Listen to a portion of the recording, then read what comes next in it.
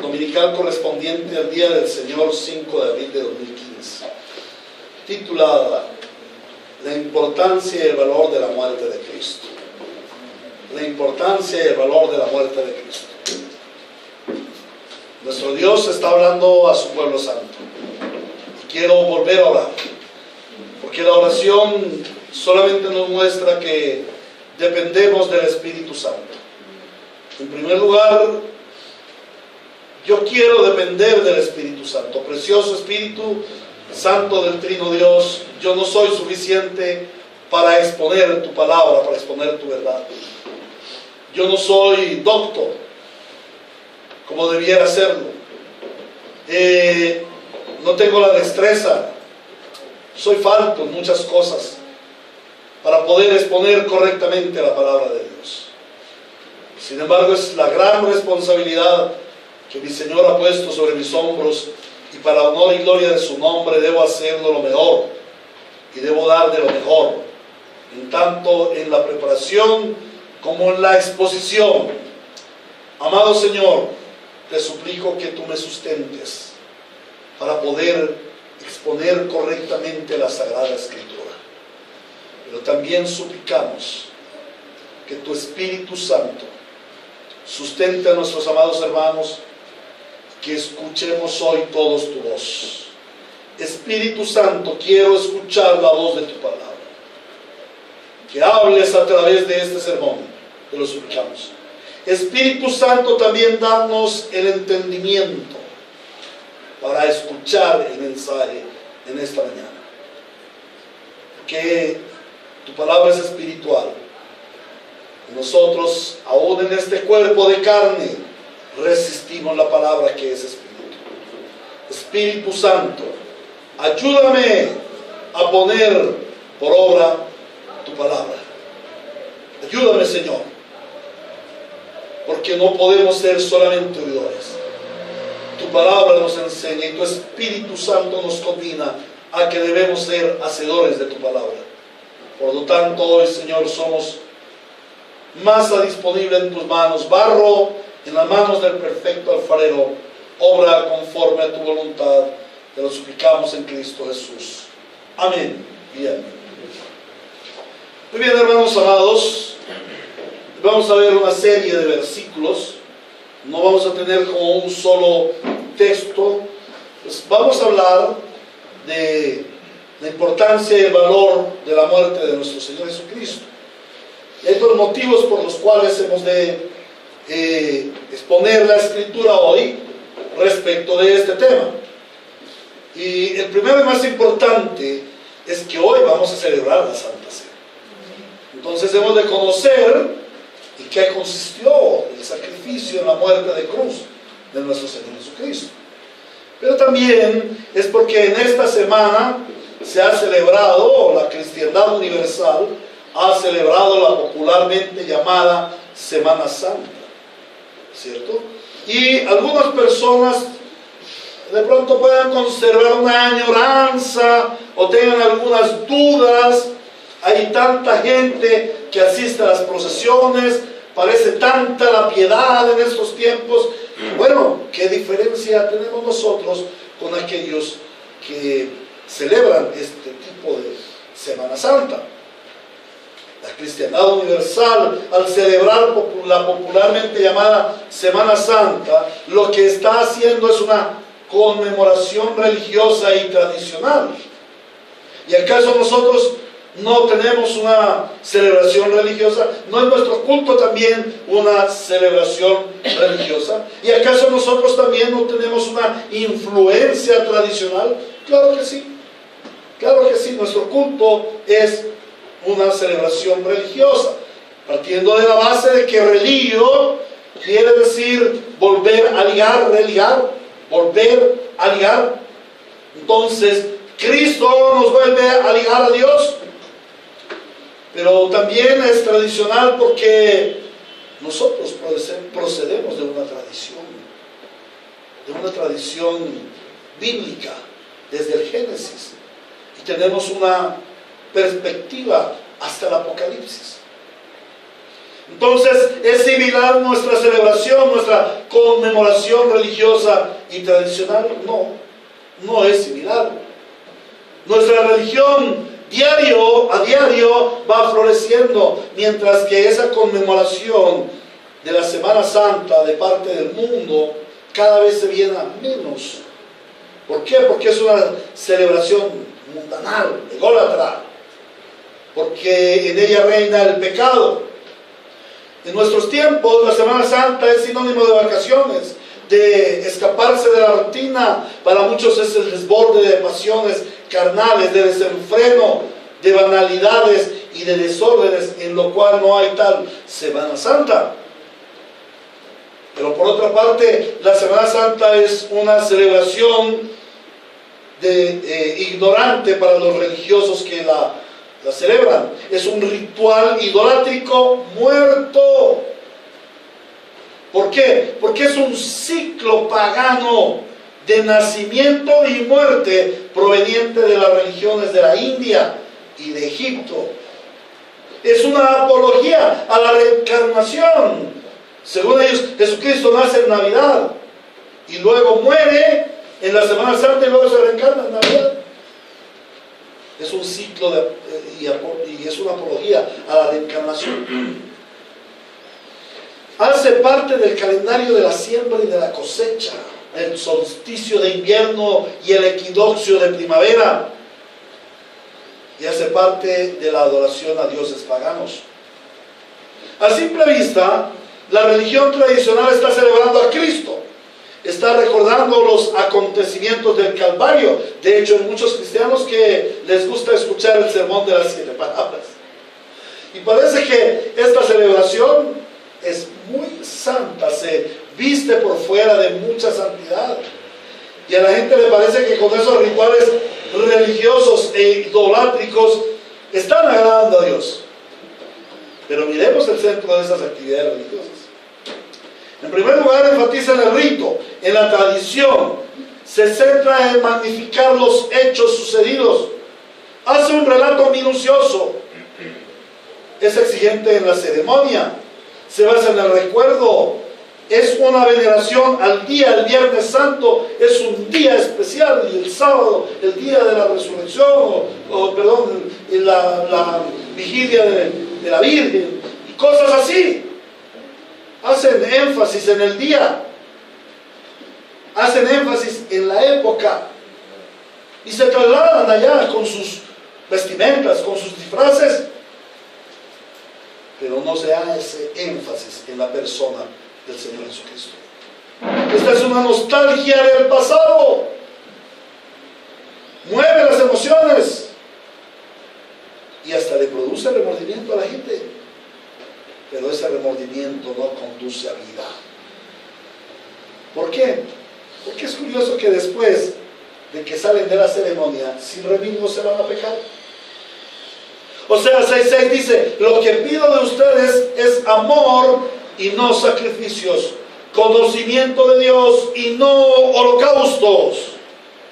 Isaías capítulo 1 versículo 13 dice: no me sigan trayendo vanas ofrendas. El incienso es para mí una abominación.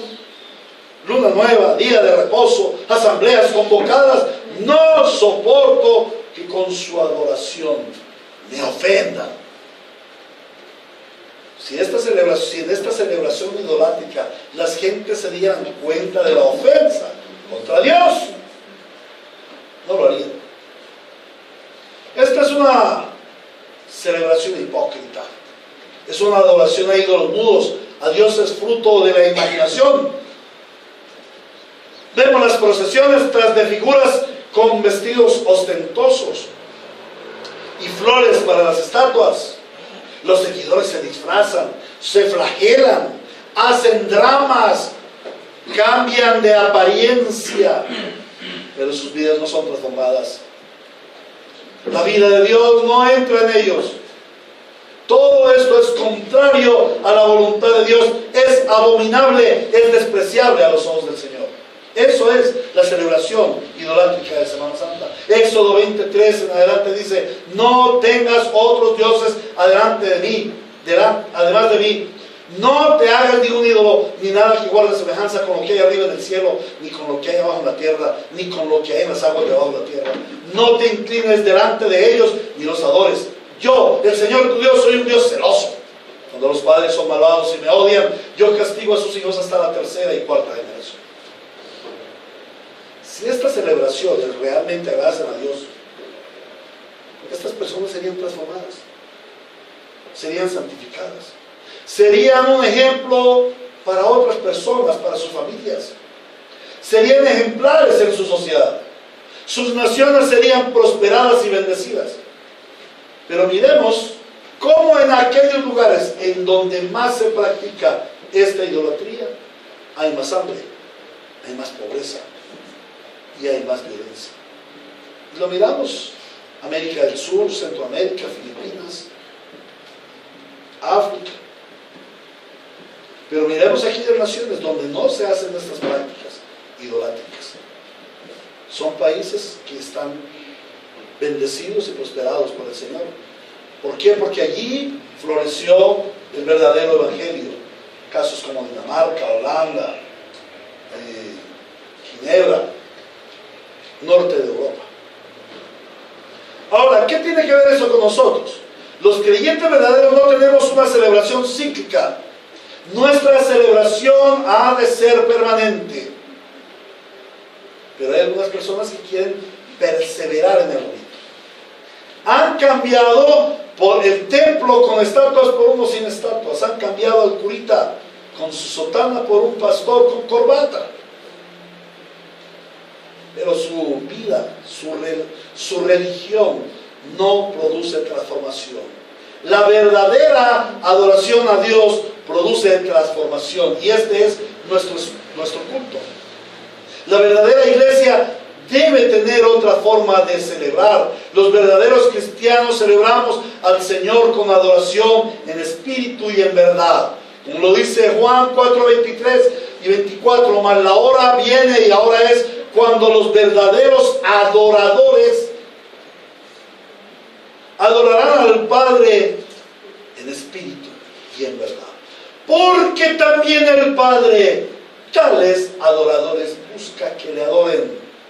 Dios es espíritu, y los que le adoran en espíritu y en verdad es necesario que le adoren. Ahora, la iglesia debe tener una celebración con conocimiento de Dios, con conocimiento de su Hijo, porque fue Él quien propició el culto para su gloria. El centro de nuestra celebración debe ser el Señor Jesucristo y la gloria de Dios. Es pertinente que la iglesia cristiana genuina tome un tiempo de reflexión para considerar el gran significado del ministerio de nuestro Señor Jesucristo en su encarnación, en su pasión, en su muerte y resurrección, con el fin de que nos apartemos del pecado de idolatría. Idolatría no es solamente tener ídolos en la casa, tener figuras de yeso, crucifijos, cuadritos, no, eso no es solamente la idolatría. Idolatría es pretender adorar a Dios, o es pretender tener una relación con Dios diferente de lo que Él ha revelado en su Santa Escritura. Entonces, debemos conocer al Dios de la Biblia para poder adorarle, para apartarnos de ese pecado de idolatría y adorarle en espíritu y en verdad, como Él desea ser adorado. Ahora, cuando se nos habla de la muerte de nuestro Señor Jesucristo, generalmente nos remitimos a recordar los hechos de la crucifixión, de cómo el Señor Jesús fue traicionado por Judas, apresado en el huerto de los olivos, juzgado en 7 juicios injustos. Recordamos que fue cambiado por un malhechor llamado Barrabás, que fue golpeado, escupido, humillado, azotado, que se le puso una corona de espinas y un manto púrpura, y que luego cargó la cruz hasta el Gólgota, en donde fue clavado, colgado en el madero, junto a 2 ladrones, y que luego entregó al Padre su espíritu, y entonces fue traspasado por una lanza. Esa es la manera como generalmente los piadosos en alguna forma ven la muerte del Señor. Pero esta es una perspectiva muy pequeñita, muy limitada. La muerte del Señor Jesucristo va mucho más allá. Y hoy veremos 5 aspectos muy relevantes, muy importantes en la muerte de Cristo. Vamos a ver que la muerte de Cristo es una muerte planeada, que es una muerte anunciada, que es una muerte ejecutada, que es una muerte aplicada y que es una muerte predicada. Una muerte planeada, una muerte anunciada, una muerte ejecutada, una muerte aplicada y una muerte predicada. Miremos pues el primer aspecto, una muerte planeada. Al contrario de lo que generalmente pensamos, que la muerte de Cristo fue un evento en la historia limitado al año 33, que en realidad fue el año 29, que quizás obedece a los acontecimientos relacionados en la época. Claro, vino el Señor Jesucristo, como estaba la bota romana y los fariseos, y Él predicó, y eso fue causa de que Él lo crucificara. No. Debemos conocer que la muerte de Cristo es un evento planeado desde antes de la fundación del mundo en el consejo trino y eterno, en el consejo divino, el Padre, el Hijo y el Espíritu Santo reunidos en la eternidad que nosotros llamamos pasada. No fue un acto fortuito de la historia la muerte de nuestro Señor Jesucristo, sino que es un acto soberano de Dios. No fue una respuesta a la caída del hombre en el pecado, sino que ese es el plan eterno para la gloria de nuestro Santo Dios. Les invito a que vayamos a Hechos 4, del 24 al 28. Hechos de los Apóstoles, capítulo 4, versículos 24 al 28. Así dice la palabra de Dios en Hechos 4, 24 al 28. Y ellos, habiéndolo oído, alzaron unánimes la voz a Dios y dijeron: soberano Señor, tú eres el Dios que hiciste el cielo y la tierra, el mar y todo lo que en ellos hay. Que por boca de David tu siervo dijiste: ¿por qué se amotinan las gentes y los pueblos piensan cosas vanas? Se reunieron los reyes de la tierra y los príncipes se juntaron en uno contra el Señor y contra su Cristo. Porque verdaderamente se unieron en esta ciudad contra tu santo Hijo Jesús, a quien ungiste Herodes y Poncio Pilato con los gentiles y el pueblo de Israel, para hacer cuanto tu mano y tu consejo habían antes determinado que sucediera. Esto fue planeado por Dios. Sí, Herodes, Pilatos, los fariseos, el Sanedrín y todos aquellos que tuvieron que ver con la muerte del Señor Jesucristo son responsables, porque fueron participantes de un acto absolutamente injusto, de un pecado gravísimo: asesinar al justo y santo Señor Jesucristo, al único verdaderamente justo y santo que ha pisado la faz de la tierra. Oh, pero ellos solamente fueron un instrumento de Dios. El Señor había planeado todo esto. ¿Y para qué lo planeó? Para su gloria. En realidad, el único hombre que fue destinado a morir fue el Señor Jesucristo. La raza humana fue creada para vida y vida en abundancia. Fue destinada para la eternidad. Por ello, la vida del hombre no se termina cuando el hombre fallece. La vida del hombre va más allá, va hacia un destino eterno. Pero debido a la caída del hombre en pecado, el hombre es penado con la muerte, esto es, con la separación de Dios. Pero por su parte, Cristo sí fue destinado previamente a morir, y no para pagar culpa alguna de su parte, sino para pagar el precio del rescate por su pueblo escogido. Y cuando el hombre pecó, fue destituido de la gloria de Dios, nos lo dice Romanos 3:23. Desde ese entonces el hombre necesita un redentor. ¿Qué es un redentor? Uno que pague el precio por su pecado. ¿Y por qué necesita un redentor? Para retornar a la comunión con Dios. La muerte de Cristo obedece a la necesidad de la redención de los pecadores, aquellos pecadores escogidos por gracia para salvación. La misión del redentor consiste en tomar el lugar del castigo que le correspondía a los pecadores. La paga del pecado es la muerte. Por tanto, el redentor tiene la misión de morir. Tiene la misión de ser el sustituto para pagar el precio justo por el pecado.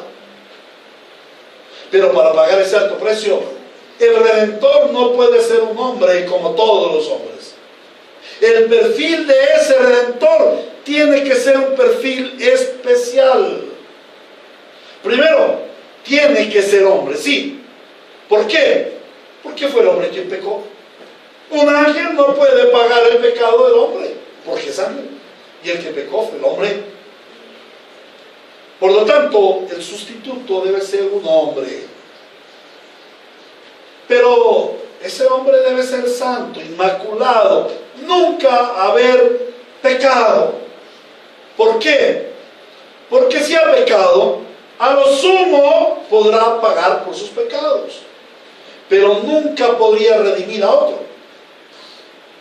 Entonces, el redentor debe ser un hombre y debe ser santo. Pero no solamente debía ser hombre y debía ser santo, sino que también tenía que ser Dios. Dios y hombre a la vez. Debía ser Dios, ¿para qué? Para absorber la ira de Dios y resistir el poder de la muerte, derrotar al adversario, el diablo, y darle a su vez satisfacción a la justa demanda de Dios y hacer eficaz ese sacrificio por la eternidad. Y eso ningún hombre lo puede hacer, solamente Dios lo puede hacer. Por eso el Señor Jesucristo tiene que ser Dios hecho hombre. En segundo lugar, vemos que es una muerte anunciada. Debemos observar y comprender que por haber sido una muerte planeada por Dios desde la eternidad, por ser una muerte que tenía un propósito específico y por obedecer al plan eterno de Dios, la muerte de nuestro Señor Jesucristo fue anunciada. Por ello no podemos aceptar aquella herejía que dice que la muerte de Cristo fue el plan B de Dios para cumplir su propósito. Y saben que hay muchos cristianos que dicen eso. ¿Y por qué Jesucristo tuvo que morir? No, ese fue el plan B de Dios. Porque como Adán pecó, entonces Dios inmediatamente tuvo que darle solución. Adán cogió de sorpresa a Dios. Según ellos, Dios no sabía que Adán iba a pecar, ¿no? No se sabía. Y Dios había previsto en su plan eterno, en su decreto eterno, todo esto que iba a suceder. Y todo lo propició para que así sucediera. A través del Antiguo Testamento vemos cómo constantemente la anunciación del Evangelio aparece. Aparece la muerte de Cristo para la redención de los pecadores escogidos. Y volvemos a Génesis capítulo 3, versículo 15, un versículo que constantemente estamos recordando. El protoevangelio, o el primer anuncio del Evangelio, en el cual el Señor dicta sentencia contra la serpiente, Satanás, llamado el diablo, y le dice: y pondré enemistad entre ti y la mujer, entre tu simiente y la simiente suya. Esta te herirá en la cabeza y tú le herirás en el calcañar.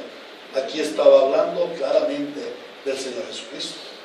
Pero no solamente se anuncia en forma profética, sino que también se anuncia mediante figuras, mediante tipos, como el nacimiento de Caín. Cuando Caín nace, se tiene como figura de Cristo. ¿Y por qué Caín figura de Cristo? Porque Adán y Eva asumieron la promesa de Dios en que en esa simiente iba a venir el Redentor. Pero qué equivocación, vemos que no fue así. También vemos una figura en el arca de Noé. Todo el que en ella entrare sería salvado. También vemos figura en el sacrificio de Isaac. Vemos figura en la libertad de la esclavitud de Israel del dominio de Egipto.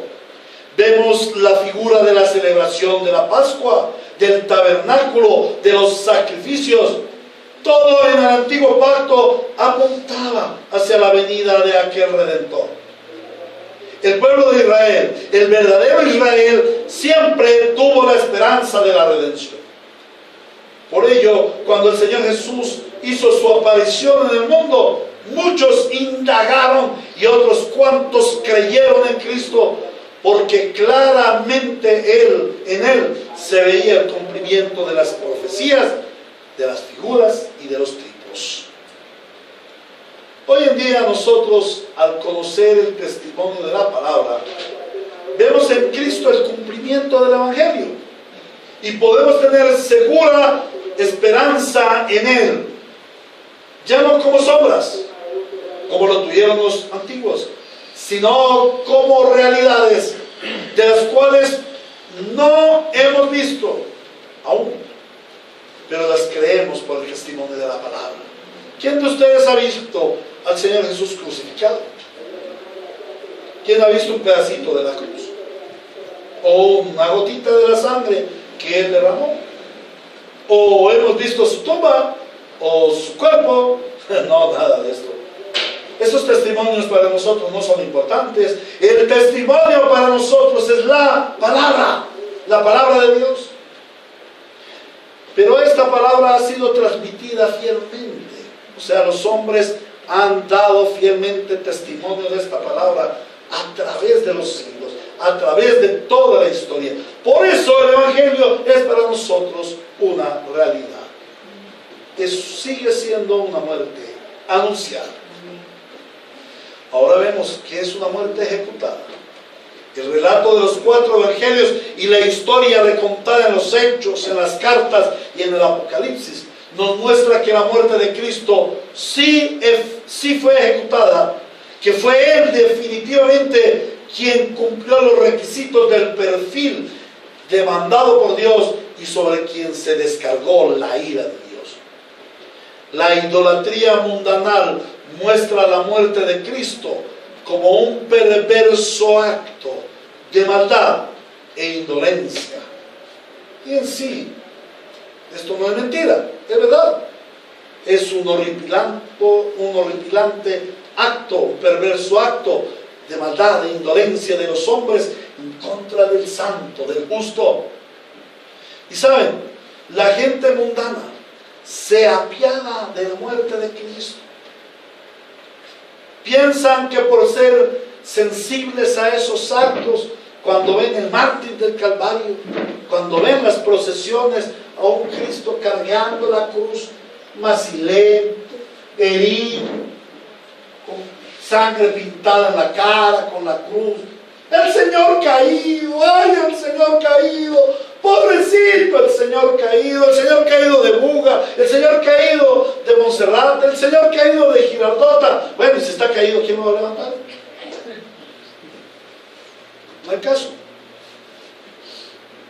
La gente se apiada de la muerte de Cristo. Ellos piensan que por ser así como piadosos o tener ese pesar, Dios va a ver en ellos alguna bondad. Pero cuán equivocados están.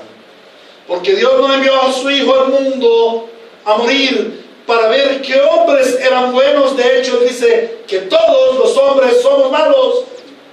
Él no envió a su Hijo a ver quién se condolía de la muerte de su Hijo. Más bien la muerte de Cristo en su cruento sacrificio nos convoca a ver plasmada la horripilancia de nuestra naturaleza pecaminosa. Esto nos muestra que si Jesucristo, el Señor, viniera hoy en día, aquí a la ciudad de Medellín, aquí al barrio López de Mesa, nosotros también lo crucificaríamos, porque somos malos. Nosotros también lo azotaríamos, también le pondríamos corona de espinas, también lo clavaríamos en la cruz y también lo saetearíamos con una espada en su costado. Esta historia nos debe confrontar con nuestro pecado. Y no nos debe conmover a adolecernos con la muerte de Cristo. Debe conmovernos a adolecernos contra nosotros mismos al ver la maldad de nuestro ser. Y a adolecernos con nosotros mismos porque éramos nosotros los que debíamos estar allí en la cruz por nuestra extrema maldad, por nuestro horrible pecado. Nosotros deberíamos ocupar el lugar que Él ocupó, por eso se llama un sustituto. Él ocupó el lugar que a nosotros nos debía corresponder. Un aspecto muy importante que los mundanos no conocen y que muchos cristianos frecuentemente olvidan es ese, que Cristo asistió a la cruz como nuestro sustituto. Debemos considerar que Cristo murió no por pecado, porque no hubo pecado en Él, sino por nuestros pecados. Debemos meditar en esto. Qué tan grave fue nuestro pecado que Dios hizo padecer a su propio Hijo en tan cruel sufrimiento, para que fuera Dios recompensado por la grave ofensa que nosotros le causamos con nuestro pecado. Esto debemos reconocerlo. Qué tan grave fue nuestro pecado. Dime la gravedad de tu pecado y te diré la grandeza de tu Salvador. Si tú crees que tu pecado es pequeñito, no, yo no robo, yo no mato, yo no le hago mal a nadie. Si crees que eres una buena persona, bueno, sí, quizás comparado con Hitler, con Mussolini, con Garavito, con cualquiera de estos hombres horripilantes, pues pareceríamos angelitos, pareceríamos. Pero comparados con el Santo Dios, no somos menos que las más terribles pestes. Nuestro pecado es horrible delante de Dios. Ahora, es por esto que todo aquel que cree en el Señor Jesucristo, es por esto, por reconocer su pecado y que cree en el Señor Jesucristo, el hombre creyente ya no es condenado, porque Cristo tomó su lugar. Pero todo el que no ha creído en Cristo, todo aquel que rechaza el Evangelio, ya está condenado, y la ira de Dios está sobre él. ¿Por qué? Porque si el pecador no tiene un sustituto que haya cargado con la ira penal de Dios, entonces esta persona tiene que asumir o soportar la ira que Dios descarga sobre esa persona por causa del pecado. Otro aspecto bien importante de la muerte de Cristo ejecutada es que Dios en su trina unidad ya fue satisfecho, ha sido completamente resarcido por nuestras graves ofensas. Dios ha sido vindicado por el sacrificio de su propio Hijo. Por ello, todo aquel que se acerque a su presencia en el nombre glorioso de Cristo va a escuchar la voz del Padre que dice de su Hijo: este es mi Hijo amado, en quien me complazco. Ay, pero pobrecitos de aquellos quienes no tengan el sustituto, porque solamente el Padre dirá de ellos: id al fuego eterno, malditos. En cuarto lugar, vemos que es una muerte aplicada. Para los impíos, la muerte de Cristo no pasa de ser un acto histórico y simbólico, pero para Dios y para su pueblo escogido, la muerte de Cristo, el sacrificio vicario entendido y recibido por gracia, es absolutamente eficaz. La obra de Cristo no se consumó en la cruz para dar a los hombres la probabilidad de su salvación, como lo dicen algunas falsas doctrinas, como el arminianismo pentecostal y el semipelagianismo católico y neocarismático.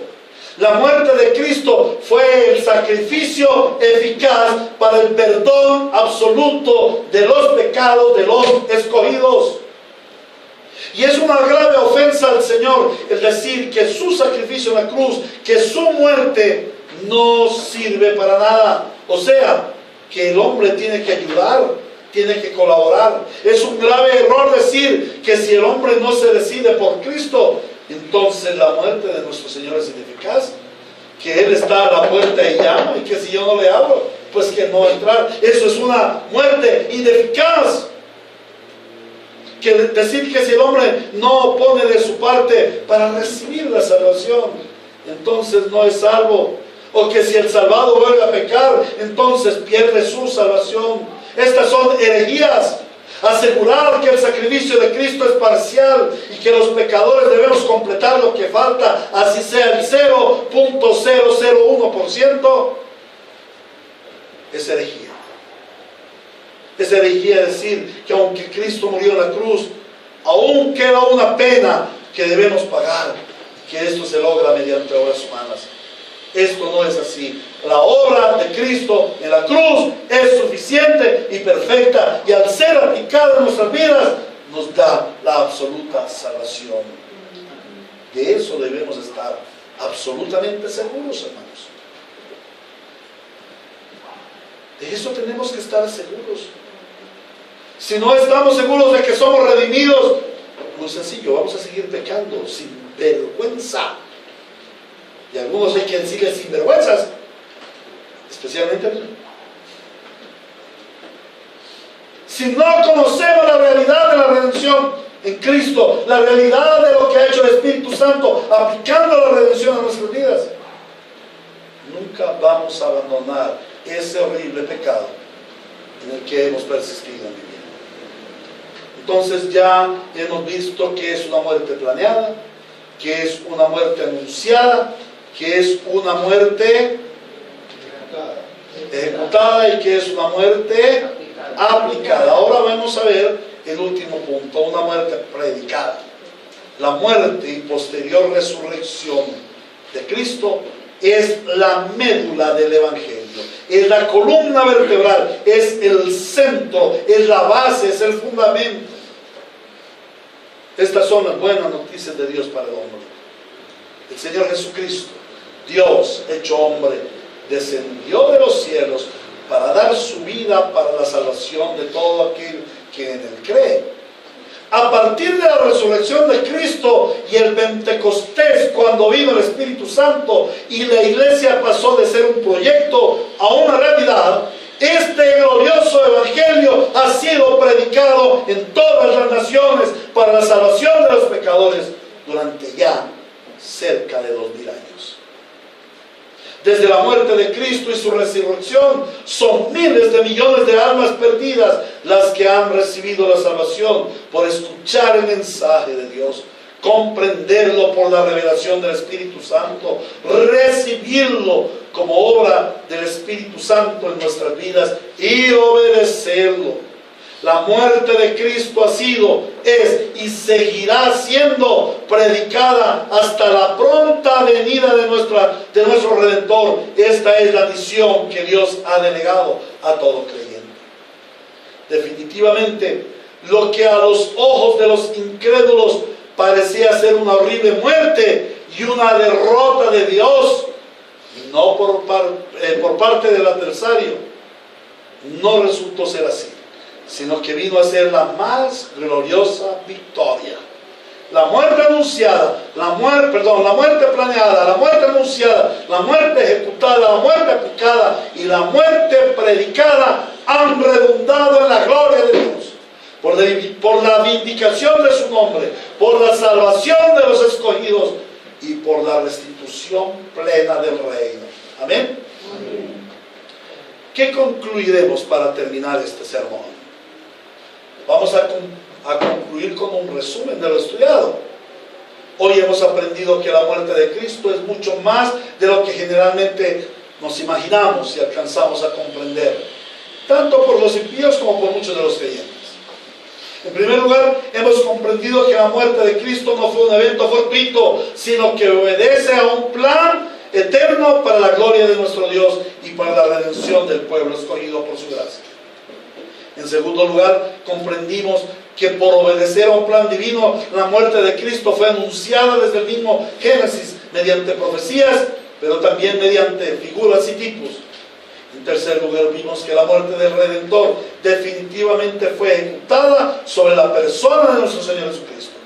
Y eso nos indica que Él es el verdadero Redentor. En cuarto lugar, el Señor nos ha confirmado que la muerte vicaria de Cristo, que ha sido aplicada a los redimidos, es suficiente y eficaz para la salvación de aquellos que fuimos escogidos, llamados y justificados. Vimos que esta es la médula del Evangelio, el cual hemos recibido y del cual hemos sido constituidos heraldos para la salvación de los perdidos. Tenemos la gran responsabilidad de predicar el Evangelio, y es lo que debemos hacer. Ve a predicar el Evangelio, no solamente con palabras, sino con tu vida. Un Evangelio vívido en cada uno de nosotros. Habiendo sido leída la palabra de Dios, habiendo sido explicada la palabra de Dios, ahora es nuestro deber aplicarla a nuestro diario vivir. En primer lugar, la enseñanza de hoy nos ha de llevar a una profunda reflexión acerca de la verdad, de la grandeza, del significado, del alcance de la muerte de nuestro Señor Jesucristo. Esta reflexión nos debe conducir a, en primer lugar, al ver lo que ha hecho Cristo, debemos tener una mayor contemplación gloriosa de nuestro santo y glorioso Dios y Señor y Salvador. Cuando hablamos de glorioso Dios y Señor y Salvador, estoy hablando de la trina unidad, el Padre, el Hijo y el Espíritu Santo. Debemos contemplar más la obra salvífica, pero más que la obra salvífica, al que obró la salvación. Debe motivarnos a una mayor adoración y debe motivarnos a tener un profundo amor y una gran reverencia en nuestra relación con Él. En segundo lugar, esta reflexión debe confirmar nuestra fe. Debe afianzarnos en la seguridad de nuestra preciosa salvación. Probablemente no vamos a ser salvados. No, somos realmente salvados. El asunto no es de que si nosotros seguimos este caminito y si no nos desviamos, probablemente el Señor nos salve. No, el Señor nos ha salvado efectivamente, eficazmente, y no vamos a seguir el caminito. Él ya nos puso en el camino y no nos dejará desviar ni a derecha ni a izquierda, porque el que comenzó en ti la buena obra, Él es fiel en perfeccionarla hasta el día de su venida. En tercer lugar, esta meditación de la palabra debe conducirnos a un mayor deseo de santificación, porque podemos comprender que nosotros fuimos causantes del sufrimiento infligido a nuestro amante Redentor. No fue Pilatos, no fue Herodes, no fue el Sanedrín, no fueron los fariseos y saduceos. Fuimos todos los pecadores los que causamos la muerte de nuestro Señor Jesucristo. Si fuésemos a ser juzgados por la muerte de Cristo, ante el tribunal de Dios se nos diría culpables, así como se les va a decir a aquellos irredentos culpables de la muerte de Cristo, porque Él vino al mundo y ustedes no le recibieron. A lo suyo vino, pero los suyos no le recibieron. Ahora, esta meditación también debe conducirnos a usar los medios de gracia que nos han sido dados para nuestra relación permanente con nuestro Señor. Esta reflexión debe impulsarnos a orar más, a escudriñar más y meditar más en las Sagradas Escrituras. Nos debe conducir a procurar santidad, a guardar disciplinas como la consagración del día del Señor, disciplinas como el ofrendar generosamente, disciplinas como evangelizar con más de nuevo, para así darle el valor y el honor a ese precioso para nosotros, pero oprobioso para Cristo, aquel sacrificio consumado en la cruz del Calvario. Y una de las formas como nosotros vamos a honrar a nuestro Señor y a glorificarle a través de estos medios de gracia es mediante la celebración de la Santa Cena. Lo que hoy hemos visto en la Sagrada Escritura, todos estos textos que hemos leído y en los que hemos meditado, nos han de llevar a la primera epístola del apóstol Pablo a los Corintios, en el capítulo